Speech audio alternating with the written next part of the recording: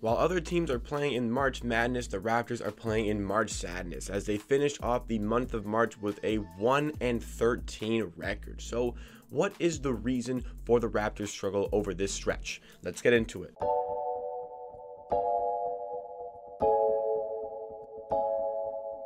Welcome Raptors fans to Amateur Sports. This is the channel where you get NBA content with a focus on the Toronto Raptors. We do a ton of videos, we do a ton of live streams as well, like the watch along we did last night, and tonight we're doing the Amateurs Argue live segment. You guys call into me live on stream and present your hot takes, your opinions, and we argue about them live on the stream. So make sure you're there 7 p.m. Eastern time tonight.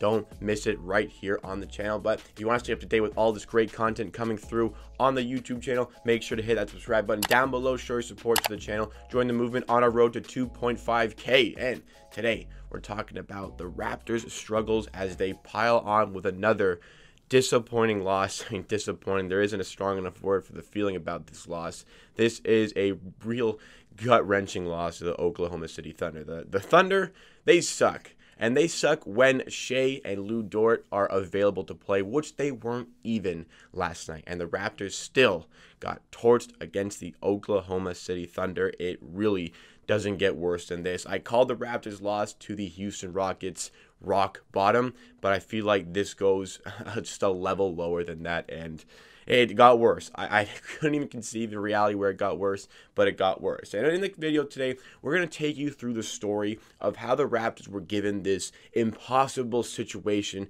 that they are now forced to overcome. So let's go right from the beginning. This is right from the beginning. In the offseason, we all know the story. The Raptors saving money for Giannis in the offseason that's coming up before Giannis signed his extension with the Milwaukee Bucks. But before we got to that point, Marc Gasol and Serge Ibaka walk away from the team for free because the Raptors are saving money for elsewhere. They didn't give Serge Ibaka the contract he deserved, so he walked away. We were left without a center on the roster. We bring in Aaron Baines and Alex Len. Aaron Baines, on my shirt here, get your merch. Aaron Baines and Alex Len come in and have underwhelmed. They underwhelmed. Alex Len was waived a couple months ago. Aaron Baines is still kicking around, and yesterday, Aaron Baines was a little bit underwhelming, was a team high in the plus-minus category, but only hauled in 2 rebounds and got 1 assist. No points for Aaron Baines in quite a bit of time on the floor. He struggled, and it kind of sums up what he's been for the Raptors. You know, he's been unreliable. He's had some better games. He's looked decent on defense in some games, but we need that rebounder, and it was clear yesterday the Raptors got out-rebounded something like 63-35, something absolutely absurd like that, and that was one of the main profits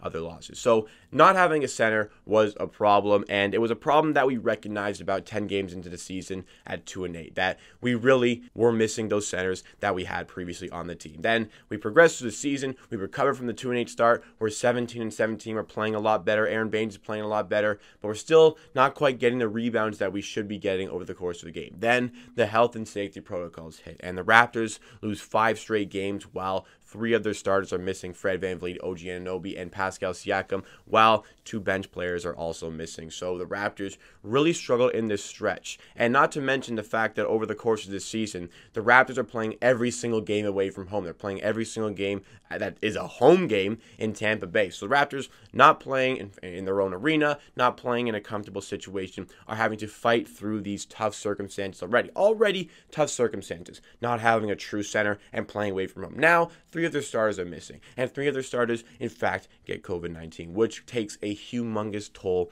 on your body, and they still talk about it to this day. Siakam said over this 5-game stretch, he lost 10 to 15 pounds because of the virus. It is a horrible virus that can just eat away at an athlete of this stature, and that is exactly what happened to these 3 players. They come back from health and safety protocols. They are not the same person that they were when they went into health and safety protocols because of what the virus did to their body. So they come in and they keep talking about how they're hitting a wall at certain points in the game where their respiratory system and their health levels just won't support them playing, 38 minutes per game or whatever they have to play over the course of the game. They hit a wall, and it's very difficult for them to produce at the highest level, the highest caliber of an athlete. It's hard for them to hit that level given the fact that they suffered through this illness. So the Raptors already playing away from home, not having a center, and now fighting through these health and safety protocols, plus having the virus and having to overcome having that virus and playing in these games. So already,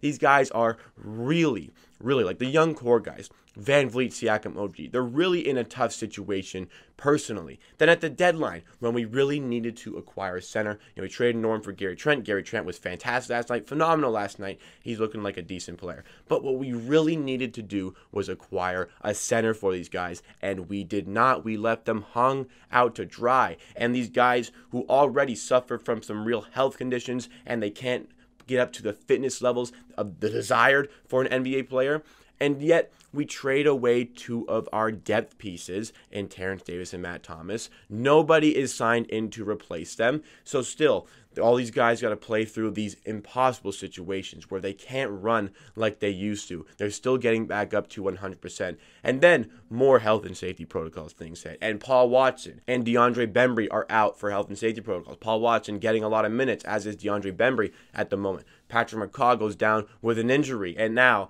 these guys who are in this impossible situation already, where they're playing away from home every single game, they don't have a center. We're in this horrible stretch where we have no momentum, and they're suffering through some horrible health conditions at the moment. Now have to play even more minutes than normal because all of these guys are injured or out for health and safety protocols or traded away. So they're suffering through these situations, still trying to come out there and get wins for us. And despite playing well yesterday, Van Vliet, OG, Siakam, and Gary Trent all had some decent games yesterday. All had some great games yesterday, quite frankly. But still could not get the win. There was no help on the bench. Even the minuscule amount of help that we have, Rodney Hood goes down injured for the entire second half. So the Raptors really in this impossible situation, grinding through. They suffer another bitterly disappointing loss. And what's their reward for all of this work they put in, trying to get themselves back up to their 100% health conditions, trying to get wins for the city of Toronto? What is their reward for all of this?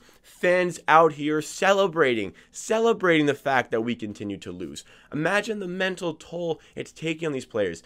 If you guys did not watch the post-game interview, especially Fred VanVleet's post-game interview yesterday, that is a man absolutely dejected, looking for answers. And people were asking about his mental health, how he's feeling mentally about this tough run of games. Because Fred VanVleet, he's a winner. He's won everywhere in his career. He's only been a winner throughout his career, whether it's been high school, college, G League, or even the NBA. Asked about his mental situation, and he just basically said, it doesn't matter. Nobody is going to care how I'm feeling. And that's the reality that we're kind of seeing from Raptors fans at the moment. And this is one of my fears of tanking. You look at tanking. People are just saying tanking. Yeah, tank plus develop the younger players. But I don't think those two things are hand in hand. There's no tanking and developing the younger players. And this is why I've kind of been against tanking throughout the course of this season. Because when you take tanking, yeah, you get that good prospect in the draft. You draft well, you get a very good player in the draft, sure. But people are calling it tanking plus developing younger players. These aren't things that mesh together. How is losing every game and just being thrown to the wolves every game going to be better for the development of these players? These players are going to get better by playing good basketball, having decent pieces around them, and working towards improving their game, not chasing every game, not being dejected after every loss. And after every loss, every fan is celebrating the fact that the Raptors continue to lose because they want a better pick. This is so harmful to the development process of the young core pieces like Siakam, like Fred VanVleet, like OG Anunoby. This is not healthy for them as athletes. This is not healthy for them as human beings, and thus it is not healthy for them in their development process. People, again, developing players while you're trying to tank is a very hard thing to do. So you got to decide which one it is, because I don't think you can have both. You can't have tanking and player development at the same time. This horrible process where we may go through a tanking situation is going to be detrimental to the development this season of these younger players. They are being thrown to the wolves. That is going to be awful for these players. Raptors fans need to decide what they really want here. I guess a lot of fans are sold on the tank. I am still not fully sold on it. I am very upset that the front office did not put a center on this team to help this team succeed throughout the course of this season. And again, they've really been thrown to the wolves. They've really been just thrown out there and said, go do whatever you want. Let's just take some losses. And it's very disappointing to see. You can see the frustration, and this is the pure sadness of some of these players like Siakam and Fred, who are really just trying to get the wins, but they're not getting a lot of help out there. Now granted, some decisions from those players are not particularly good on the court, but again, this process where they're not surrounded by good pieces, where everybody's out injured or out with health and safety protocols and there's no depth, this is all frustrating circumstances, and you can understand why some things don't go their way on the court. It's just a very, very unfortunate circumstance. It's an impossible task. It is an absolutely impossible task because every game is away from home. We don't have a true center or any center whatsoever on this team. They went out and had the coronavirus. They had COVID-19, and they have still not recovered from having the virus. They're forced to play extra minutes because more players are out with health and safety protocols, and more players are out injured. Kyle Lowry joins the injured group. All these players are being thrown on the court where it's already some difficult circumstances, where they're out there trying to win games for this city, and when we lose, people are celebrating the fact that we're losing. This is an absolutely impossible task for these players to overcome. They are in one of the toughest situations I could ever imagine, and they're having to fight through it tooth and nail. And like Fred VanVleet said in his post-game interview, despite how everybody's treating this team, how they're ridiculing this team, they're excited at the fact that we continue to lose games. We're excited by the prospect that if Washington and Cleveland win today, we have the 5th highest seed for the draft lottery. That's what people are talking about today. Not the mental toll that all of this is going to take on the players, not how the toll this is going to take on the development of these players. We're talking about other teams winning so that we can fall lower in the standings, and that is why I don't think tanking was right for this team. It looks like that's kind of the way we're trending, but this is exactly what I was fearing the whole season when people were calling for the Raptors to begin to tank. It's not just a step 1, step 2 process. Step 1, lose games. Step 2, draft somebody good, and then you start winning games. It's not just a 2-step process. You have to consider the fact that the lottery is a lottery. You got to do well in the lottery. You might fall lower. Maybe you get higher, but you might fall lower as well. It's not a sure-up process